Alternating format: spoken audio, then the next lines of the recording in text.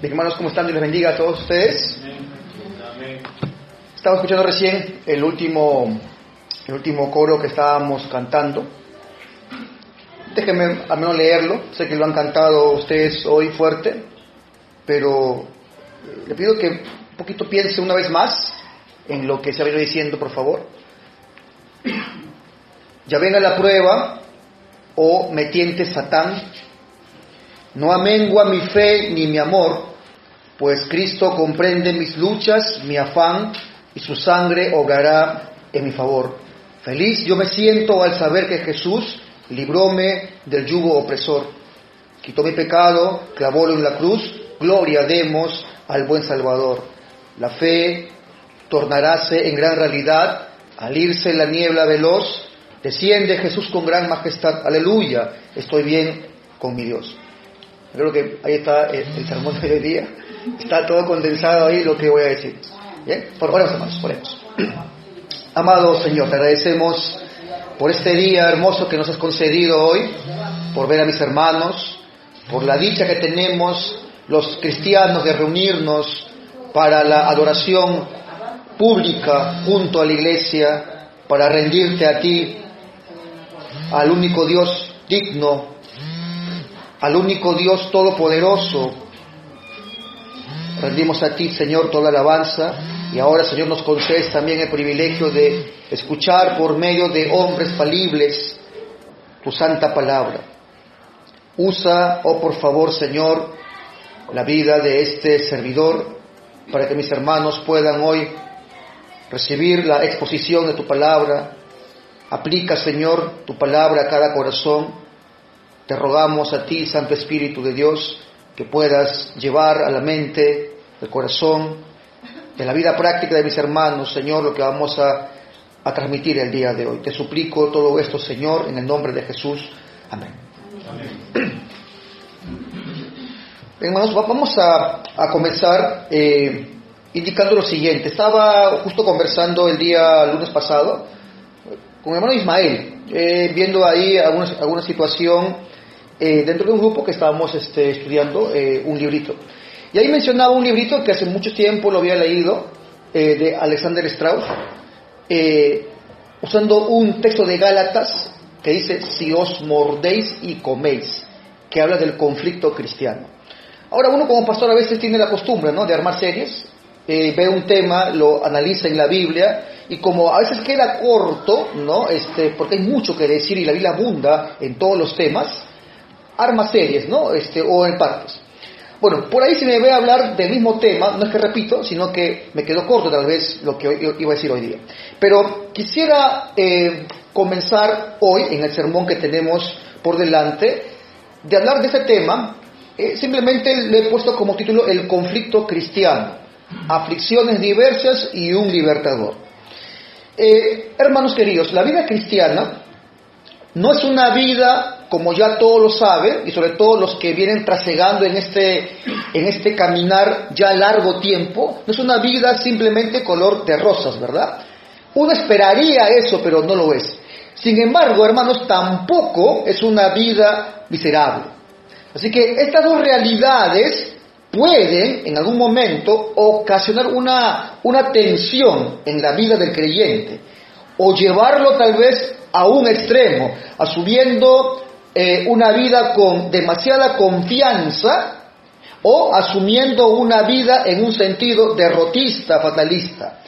Es verdad, como hemos leído en el texto de hoy, que hay aflicciones en la vida del creyente, pero no es verdad, hermanos, que la vida del creyente es una ruina. Lo leemos recién en el Salmo 34, 19, muchas son las aflicciones del justo, pero ¿qué dice después? Pero de todas ellas le librará ¿quién? Jehová. Así que el creyente debe estar consciente de lo que es la vida cristiana. ¿Qué es la vida cristiana?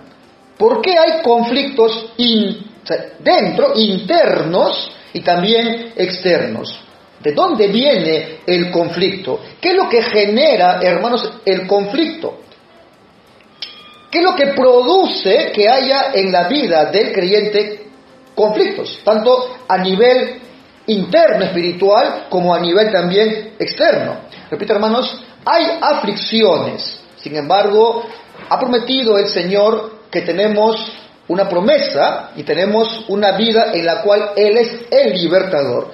Ahora, si usted analiza, querido hermano, por ejemplo, el lenguaje de Apocalipsis, una frase recurrente es el que venciera, ¿verdad? Ahora, hermanos, por supuesto que para vencer, ¿dónde hay que estar inmerso? En una batalla, ¿verdad? En una lucha.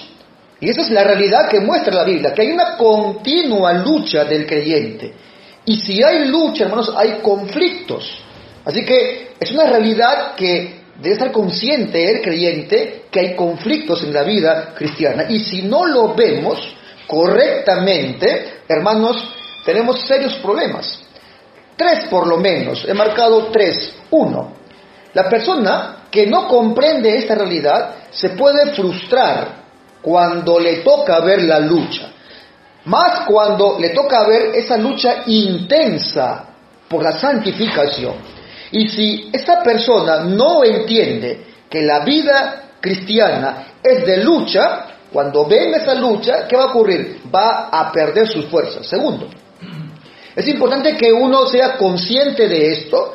¿Por qué? Porque la persona puede estar siendo derrotado constantemente en el conflicto cristiano, y esto va a hacer que él se sienta muy abatido, muy frustrado, que al estar en pecado, él va a llegar incluso a pensar que no es creyente. Hay un enemigo que va a aprovechar eso y lo va a desanimar también. Y tercero, hermanos, porque la ignorancia no le va a solucionar o no le va a proporcionar una solución, sino le va a dar más cargas. Así que una razón importante por la cual uno no puede desconocer esto es que debe estar preparado intelectualmente como también espiritualmente, para que cuando llegue la aflicción él sepa lo que advierte la Escritura y lo que le proporciona como herramienta la Escritura y pueda enfrentar. Bueno, es vital que la iglesia aprenda cómo enfrentar el conflicto del creyente. Y tiene mucho que decir, hermano, la Escritura, tanto cómo resolver los conflictos, como también cómo enfrentar los conflictos. Así que, hermano, esto no es cosa menor. Todos los creyentes están llamados a algo. Tienes la obligación, como dice Efesios, de buscar la paz con los demás en la medida que puedas. Y eso implica, hermano, entender el conflicto, saber qué es el conflicto y saber cómo dar solución a un conflicto. Estás llamado, hermano, a vivir en lo que depende de ti, a vivir en paz con los demás. Así que, hermanos, es crítico, entonces, repito, para la paz de la iglesia, entender qué es este conflicto. Es crítico, hermanos, que entendamos por el bien de la iglesia y por la justicia de la iglesia cómo enfrentamos, hermanos, los conflictos cristianos. Ahora, los términos que vamos a usar hoy día, hermanos, es paz y justicia, y vamos a ver que hay un vínculo entre ellos, pero, hermanos, hoy día, para poder entender bien lo que es este conflicto, hay que entender 3 cosas. ¿Quiénes son los causantes del conflicto? Hay que identificar a los enemigos que traen conflicto, las consecuencias y cómo operan ellos. Así que acá están los puntos que yo voy a manejar. Primero, vamos a identificar 3 enemigos que son los que abonan al conflicto en la vida del creyente. Son 3. Vamos a nombrarlo. 1, ayúdenme a buscar Romanos 8, versículo 6 hasta el 8.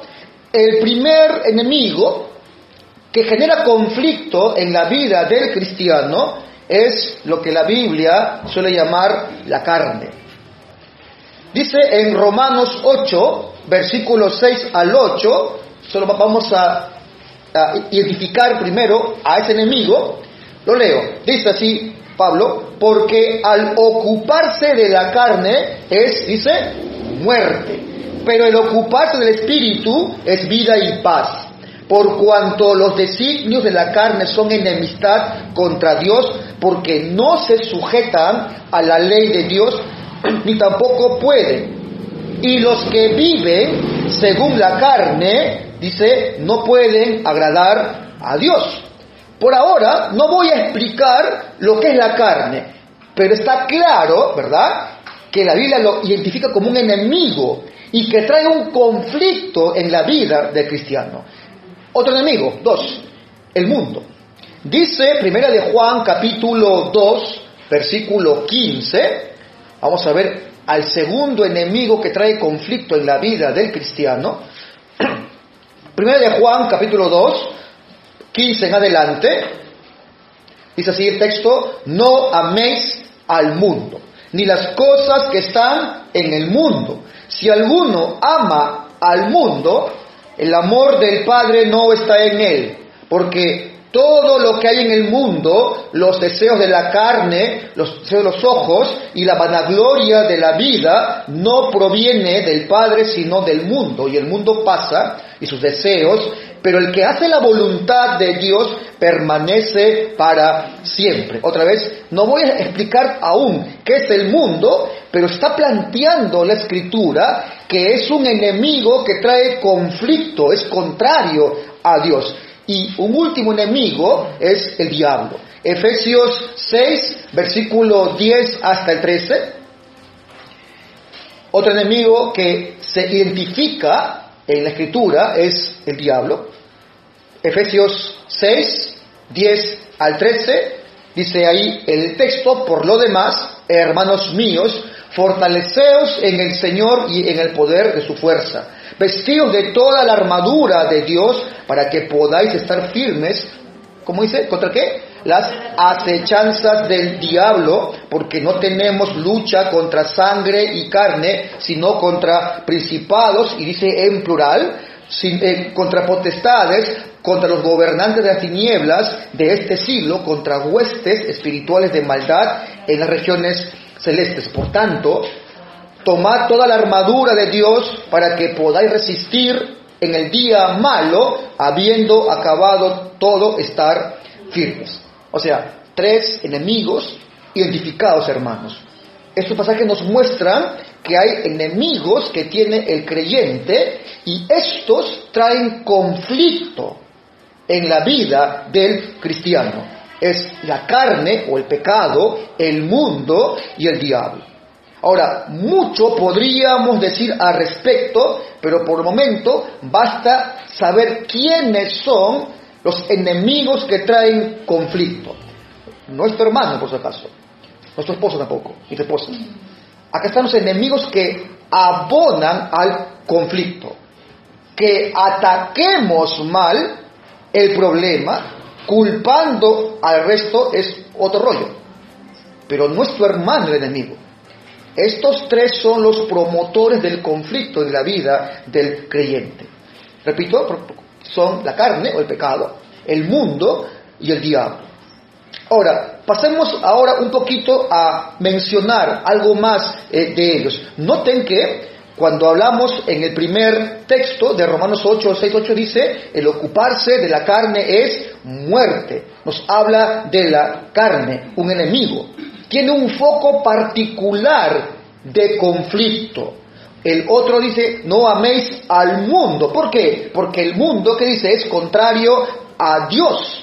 Así que tiene un foco particular de conflictos este enemigo. Y el último habla de revístanse de toda la armadura de Dios. ¿Para qué? Para que estén firmes ante qué? Ante las acechanzas del diablo. Ahí está el tercer enemigo.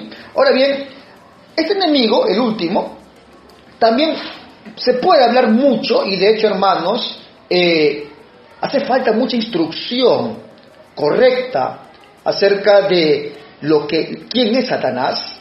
Si bien es cierto, muchos venimos tal vez de una enseñanza muy marcada en exceso, y todo es diablo, diablo, diablo, hasta creo que tienen miedo ya, pero tal vez olvidamos muchas veces la doctrina correcta de este enemigo. Y muchos piensan que simplemente está en la Biblia, pero yo soy intocable ante ello. Hermanos, este enemigo es peligroso. Este enemigo, hermanos, aún puede influenciar terriblemente aún en la iglesia, en una congregación. Segunda de Corintios 2, versículo 11, hablando ahí de un caso en particular, Pablo les dice algo a esta iglesia. Les dice, para que Satanás no gane ventaja alguna sobre nosotros, pues que dice, no ignoramos sus maquinaciones. Ahora, hermanos, si usted lee este texto con mucha atención, no es simplemente ahí que Pablo está advirtiendo en forma general, tengan cuidado con lo que hace este enemigo. No, si usted ve el texto y el contexto, de algo en particular se está hablando ahí. Pablo le había recomendado a esta iglesia que disciplinara a alguien que estaba viviendo en pecado y no se arrepentía. Pero Pablo luego dice después, ok, si ya se arrepintió, restáurenlo. Dice, no sea que sea consumido de tristeza, y ahí menciona esto. Y dice, para que Satanás no gane ventaja sobre nosotros, pues no ignoremos sus maquinaciones. O sea, este enemigo puede mover a la iglesia a una laxitud, a una falta de celo, y no disciplinar a quien debe, o moverlo a una tiranía, a un exceso de tiranía en cuanto a la disciplina. ¿Quién es el que puede, y dice Pablo, quién es el que puede hacer eso? Bueno, es enemigo. Así que no es meramente, hermano, algo en mención, es un enemigo que trae conflicto. ¿Sabes cuántos problemas se puede dar en una congregación cuando influenciado tomas una decisión incorrecta en una disciplina, por ejemplo? Trae caos, ¿verdad? Trae dolor, familias enteras son dañadas. ¿Y eso de dónde viene, hermano? Ese conflicto. Hay un enemigo que puede influenciar en esa toma de decisiones. Entonces, hermanos, la pregunta es, ¿usted cree en Satanás y sus demonios? Sé que es una pregunta que mucho hoy no se hace, ¿verdad? ¿Cree usted que es un ser real, que se mueve realmente en el mundo influencia gobernantes, culturas, promueve el exceso y el pecado? ¿Cree usted que existe tal ser? O sea, sé que en nuestra cultura, mis hermanos, mucho no nos ayuda a un adecuado examen de esta criatura, ¿verdad? ¿Por qué? Porque vivimos en un mundo donde pintan a este enemigo, ¿no?, como un hombre rojito, ¿no?, con cuernos y cola, ¿no? O está simplemente en el plano, ¿no?, de la mitología o de la fantasía, ¿verdad? Algunos incluso creen que es un personaje como Santa Claus, pero malo, ¿no? Es lo opuesto a esa figura bonachona, pero este es malo. Estamos en un mundo, hermano, tan materialista, hasta la médula, hasta la raíz, que solo pensamos que lo material es lo único que tiene realidad. Y cuando se habla de lo espiritual, ya nos cuesta estar conscientes de que hay tal ser espiritual buscando dañar el alma, aún del creyente. Y este enemigo, hermanos, triunfa cuando la iglesia ignora su presencia, su realidad. A él le conviene, hermanos, que la iglesia ni lo mencione, ni lo estudie, ni lo conozca, no hable nada de ella, para que pueda moverse en medio de su influencia. Como dijo un antiguo autor puritano, el engaño más astuto es el hacer creer a los hombres que él no existe. Así que te pregunto una vez más, ¿crees que hay un ser malvado, un enemigo que trae conflicto, que está buscando destruir tu alma? Ahora bien, este enemigo, hermanos, es una criatura poderosa, pero al fin criatura, no es Dios. Él no puede actuar solo. De ahí que el verso 12 que hemos leído, ¿qué dice? Dice, no tenemos lucha contra sangre y carne, sino contra, dice, principados, potestades, ¿verdad? O sea, este verso algo da a entender. Este enemigo no es omnipotente, no es omnipresente. Dice el diablo, pero detrás de él hay toda una operación y seres, ¿no?, que operan juntamente con él. Así que tenemos enemigos tenemos la carne o el pecado, el mundo y el diablo. Ahora, vamos a ver las formas de actuar. En cuanto a la carne, bueno, este enemigo, ¿a dónde apunta? O sea, ¿cuál es el conflicto que trae en la vida del creyente? Este enemigo, hermanos, produce algo severo, produce incapacidad para obedecer a Dios, incapacidad para agradar a Dios. Dice, por cuanto los designios de la carne, ¿qué son? Enemistad contra Dios, porque no se sujetan a la ley de Dios, ni tampoco, dice, pueden. O sea, ¿cuál es el conflicto que trae este enemigo? ¿Cómo actúa la carne en nosotros? Este enemigo tiene una esencia contraria, rebelde, opuesta a Dios. No puede en sí mismo, dice, sujetarse a la ley de Dios. De manera que si alguien está en la carne, si alguien abraza a este enemigo, expresa esa misma esencia, esa misma influencia de rebeldía. No puede obedecer a Dios. La carne produce eso, hermanos, incapacidad para obedecerle al Señor. Alguien carnal es alguien que no obedece a Dios. Y si un creyente está dando rienda suelta a los asuntos de la carne, eso significará que él mismo se está incapacitando para obedecer al Señor. Dice, el ocuparse de la carne es muerte. O sea, no trae nada bueno a tu vida. Así que este enemigo te incapacita para que le puedas escuchar, le obedezcas y le agrades a él. Y los que viven según la carne, sigue diciendo el texto, no pueden agradar a Dios. O sea, te incapacita para que usted le agrade a Dios. Bueno, piense en esto que es gravísimo, ¿verdad? Que es triste, que es una realidad, hermano. Está en el texto bíblico. Está expresado de forma sencilla, clara y comprensible para que seas tú advertido. Si uno está viviendo entonces de tal forma que das rienda suelta a la carne, no vas a poder agradar a Dios, por más que tu boca lo diga. No se puede agradar a Dios. Por ejemplo, si usted ha venido hoy con el propósito de agradarle a Dios, de adorarle, de ser edificado por Él, de cantarle, de expresar con toda exclamación su amor por Él, pero en tu existencia estás dándole rienda suelta a la carne, no vas a poder lograr ese objetivo. No puedes agradarle a Dios si estás viviendo en la carne. Dice el 8, los que viven según la carne, repito, dice, no pueden agradar a Dios. O sea, no hay la capacidad, estás incapacitado para obedecerle y para agradar a Dios.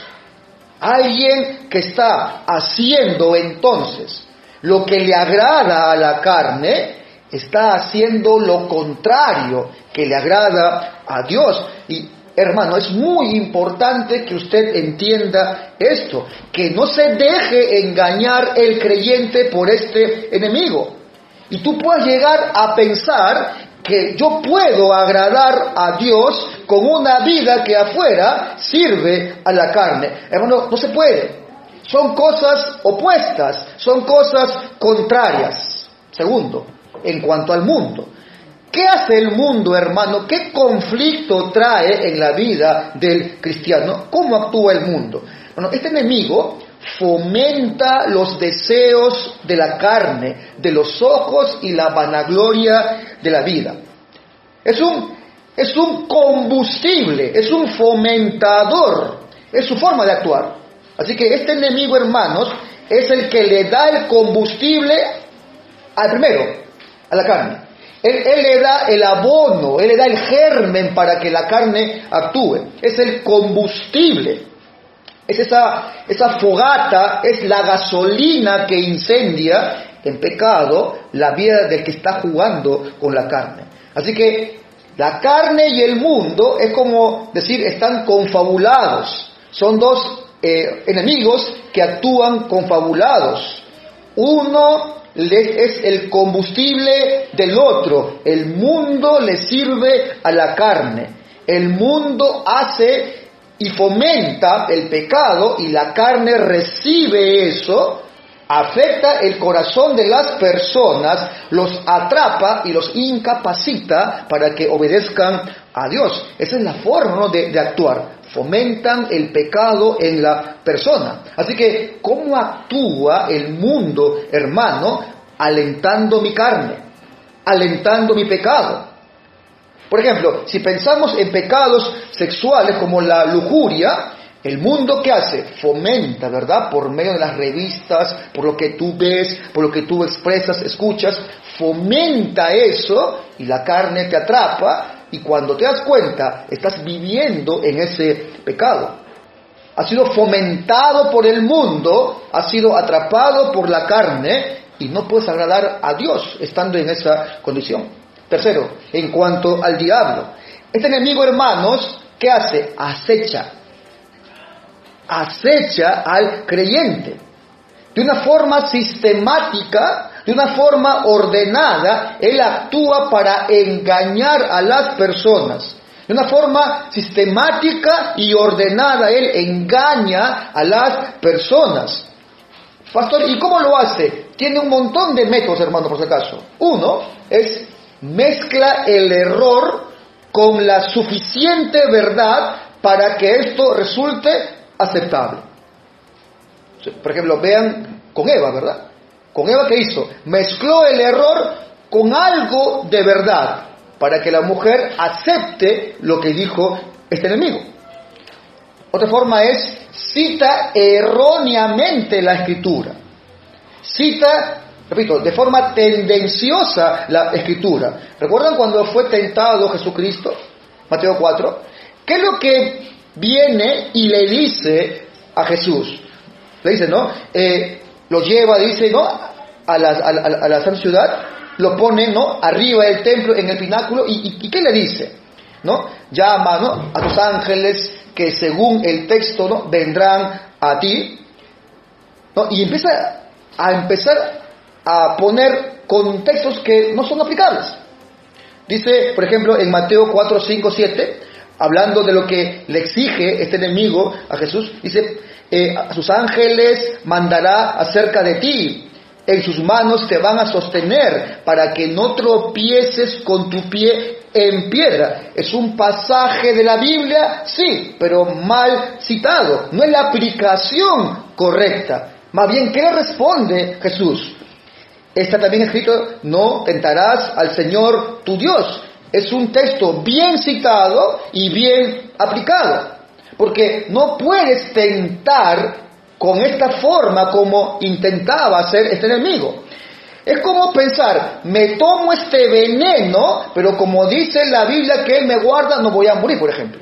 Ya, eso es tentarlo, por ejemplo, Señor. Estás tomando un texto de la Biblia, sí. Él te va a guardar, pero mal aplicado. ¿Imaginas?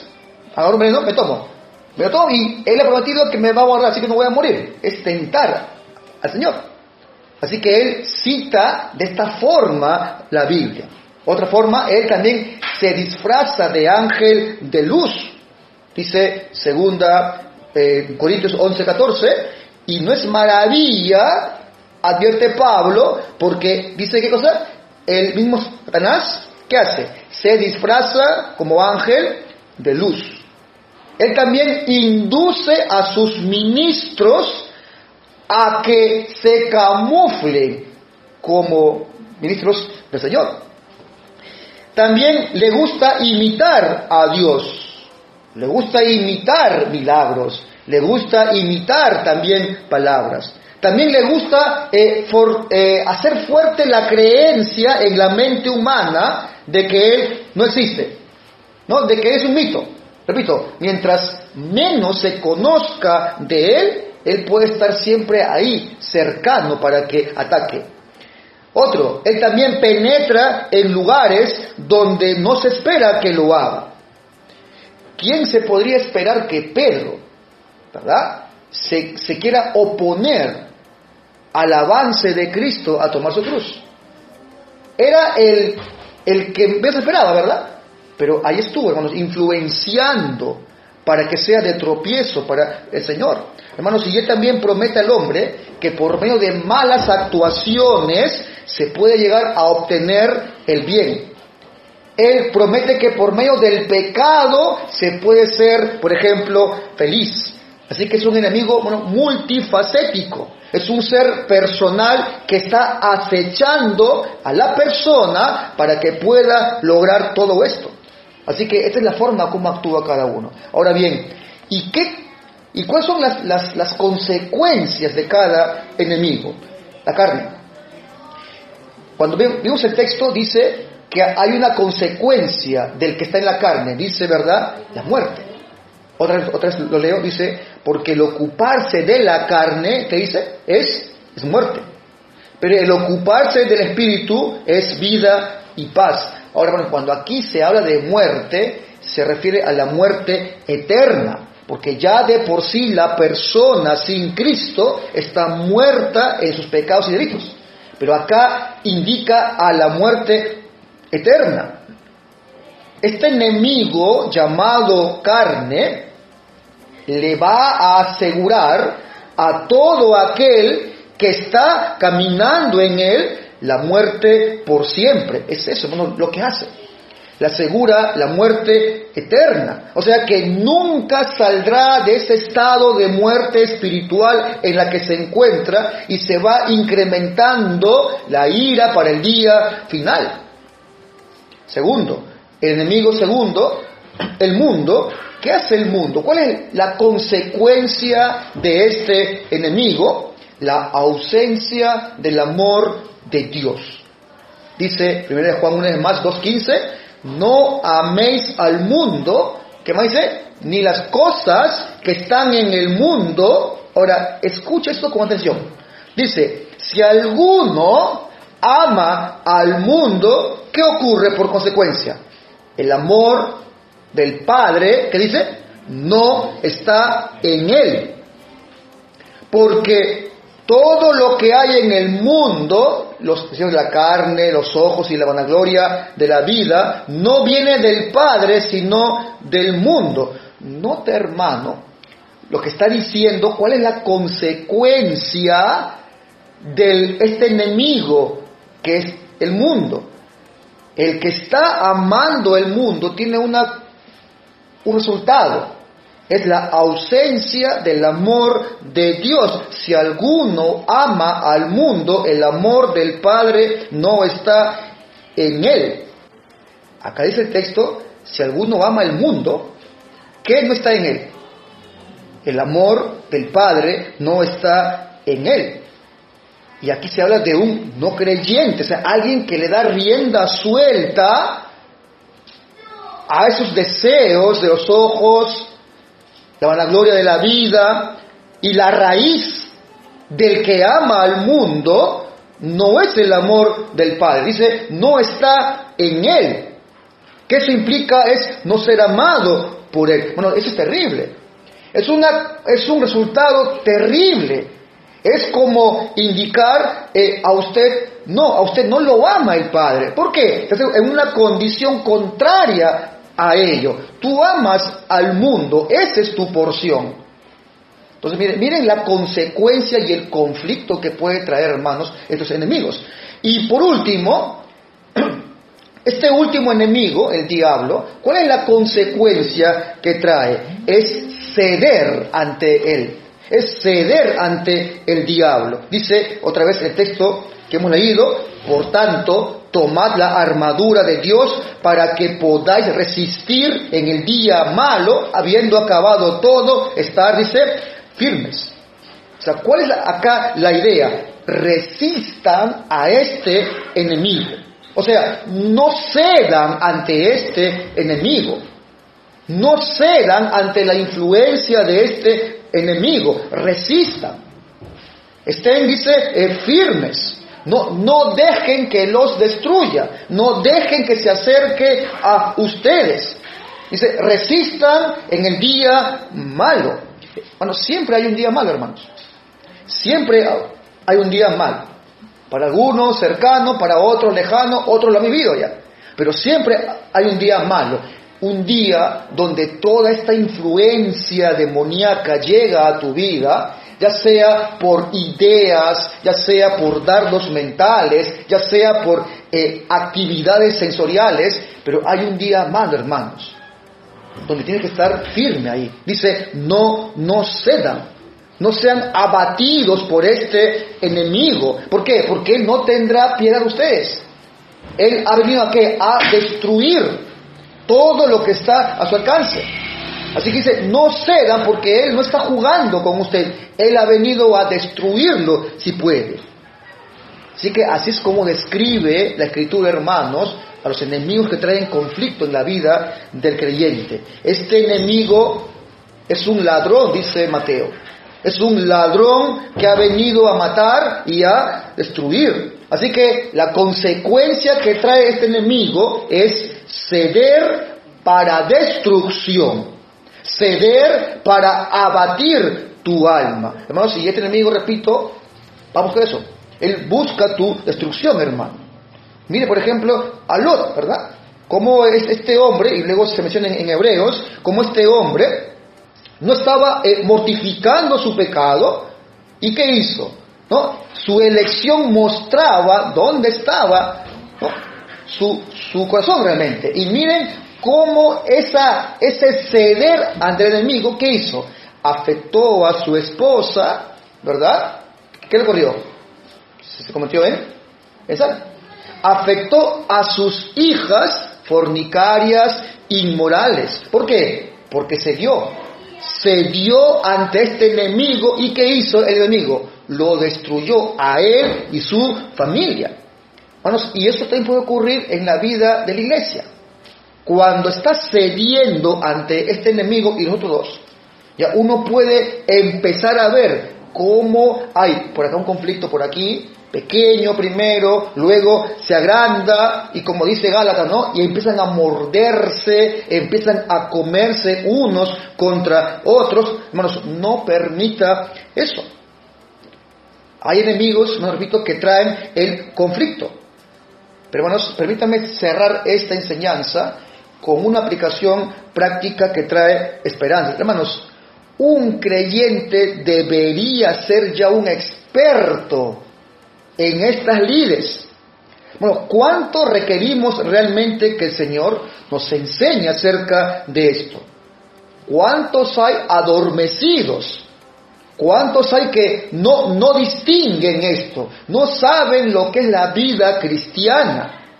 No es una tragedia, no es algo sencillo, no, pero hermanos, están en guerra, estamos en batalla y va a haber conflictos. Y uno debe ser consciente de eso y debe darle a Dios gracias cuando Él nos abre los ojos y nos muestra este enemigo de la carne, este enemigo del mundo, este enemigo llamado el diablo. Bueno, ¿y cuánto requerimos que Él nos dé las herramientas para enfrentar el conflicto, para vencer el conflicto? Hermanos, es necesario que uno entienda entonces cómo debo enfrentar esos enemigos. La Biblia, hermanos, nos enseña a cómo vencer. Le ha dado a la iglesia medios de gracia, la ha equipado para que podamos vencer tanto al mundo, la carne y el diablo. Algunos, lamentablemente, no saben de esto. Como dice Hebreos, ya deben ser expertos en la materia, pero no saben. Y algunos se preguntan, pastor, la verdad, yo no sé cómo batallar contra mi carne, no sé, pastor, cómo luchar contra el mundo, no sé cómo luchar contra el diablo. Esto una vez le dijeron a un pastor antiguo y le preguntó: ¿y qué has hecho todo ese tiempo en la iglesia? ¿Qué has estado escuchando todo ese tiempo en la iglesia? Has estado perdiendo batallas, perdiendo luchas, has sido derrotado una y otra vez, has caído una y otra vez, tus pecados se han amontonado, se han incrementado. Pero hermanos, un creyente debe ser un experto en esto. Así como un soldado es un experto en esas lides de la batalla, un creyente que es un soldado de Cristo también debe ser un experto. Él debe saber cómo enfrentar cuerpo a cuerpo estas cosas. Así, hermano, ánimo. Esto requiere tu atención. Y de algunos se tendrá que decir que, si bien es cierto, hemos dicho que son enemigos del creyente, de algunos se dirá son sus amigos. De algunos se dirá son tus enemigos, porque están enfrentándolo, están mortificándolo. Pero de otros se dirá son tus amigos, porque no se te ve luchar contra ellos, más bien se te ve contento en tu vida de pecado, en tu carnalidad, en tu vida cercana al mundo. Vives tan igual que el mundo, vives para el mundo, para su aplauso, para sus afanes.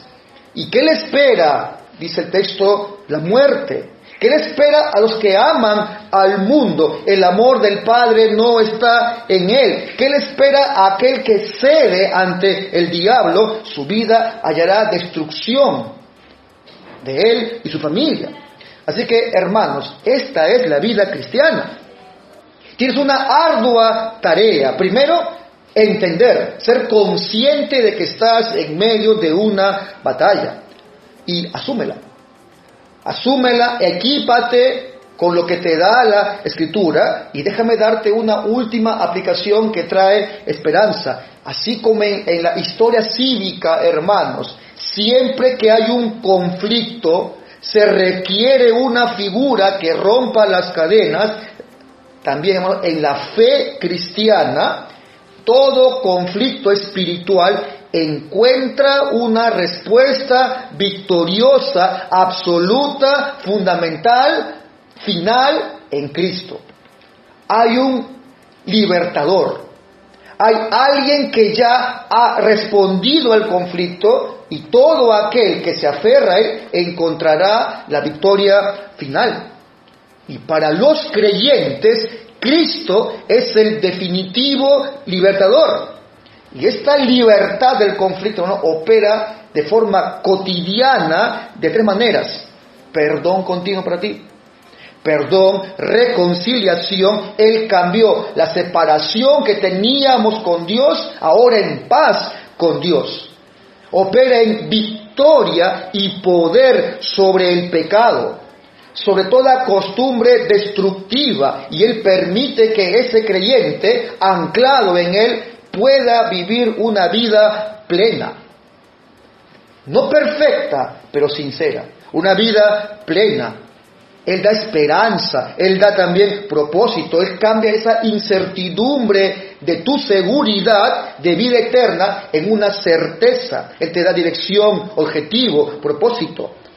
Él te da victoria sobre el mundo, hermano. Él ha asegurado, tendrán aflicción, pero ¿qué dijo? Confíen, justamente. Confíen, yo he vencido al mundo. Él te da protección divina. Dice Pablo, si Él es por mí, ¿qué dice luego? ¿Quién será contra mí? Así que confíe en el Señor. Es verdad que la vida del creyente tiene esos conflictos, tiene enemigos, consecuencias, formas, ataques continuos, pero bueno, hay alguien que te libera. Pero no puede la iglesia estar ajena a la comprensión de esto, hermanos. ¿Por qué? Porque si uno eso no entiende, repito, termina atacando mal el conflicto. Y se pelea con el hermano, se pelea con el pastor, se pelea con el diácono, se pelea con el esposo, ¿no? Cuando no entendió de dónde es que surge y se promueve este conflicto. Hay enemigos, hermanos, que uno tiene que entenderlo. Amén. Oremos. Amado Padre, te agradezco por el tiempo que hemos podido discernir acerca de estos enemigos, por llamarlo de una manera, y cómo operan y sus consecuencias, que es una primera introducción para que podamos entender el conflicto cristiano. Hay mucho por la cual hablar. Hay varios conflictos, no solamente con enemigos nombrados, con la ira. ¿Cuántos tienen problemas con la ira, con la falta de perdón, con la depresión, con la ansiedad? ¿Cuántos enfrentan conflictos aún matrimoniales? Pero tú has dado, Señor, por medio de tu palabra, toda la sabiduría y la comprensión para el cristiano, para que pueda vencer. Tú le has librado, tú le has capacitado, oh Señor. Quieras tú que mis hermanos puedan sabiamente encontrar en tu palabra esa herramienta, esa indicación, esa enseñanza, esa aplicación práctica para que pueda enfrentar, Señor, el conflicto. Padre, por favor, da también tesón, firmeza a mis hermanos, a la iglesia, para que aún en medio de todo ataque, oh Señor, de cualquier enemigo, y más si alguno de forma personal está enfrentando, Señor, estas acechanzas, estos conflictos, quieras tú, Señor, darle la victoria. Quieras tú, Señor, darle, Señor, aquella palabra que él necesita para que pueda enfrentar correctamente a cada enemigo que acecha, Señor, en su vida. Te lo pedimos, oh Padre, en el nombre de Jesús. Amén. Amén, hermanos.